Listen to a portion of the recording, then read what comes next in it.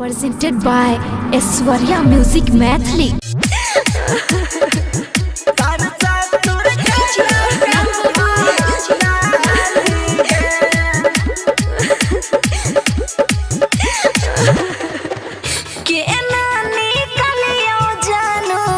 अपना हम दिल से जिंदगी अब जिए छियो बड़ा मुश्किल से बेजानो मुश्किल के ना निकलियो जानो अपना हम दिल से जिंदगी अब जिए छियो बड़ा मुश्किल से रही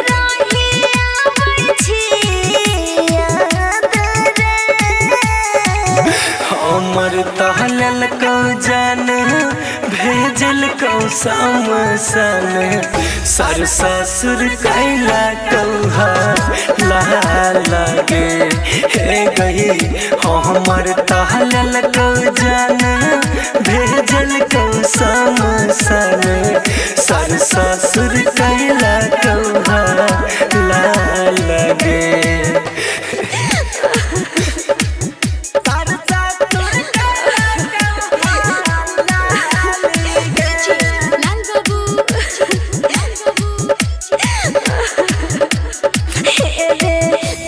बिना के ना जीवो साथ दिलही छोड़ रे झर झर गिरे हमरा अखिया से लोर रे। सोचल सपना में अगिया लागल कहोगे तोर कारण महत के भी छमना बिछल कहोगे भाई बापू हमर जाना डाल रे हमर को जान भेजल को समसन सर ससुर कैला कौहा लागे हे गई हमर को जान भेजल को समसन सर ससुर कैला कौहा लागे।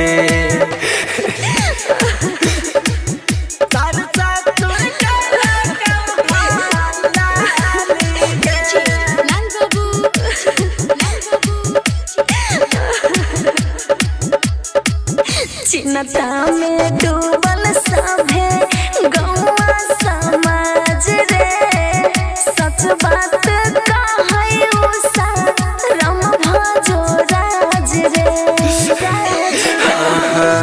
करे नहीं गा हम जानू सुन बात सना हम गे तोरे से करबो प्यार साथ जनम गे केकरा से पूछबै हाल चाल रे हमर को जान भेजल को समसन सर ससुर कैला कौहा लागे हे गई हमर को जान भेजल को समसन सर ससुर कैला कौहा लागे। Aishwarya digital recording studio Samastipur.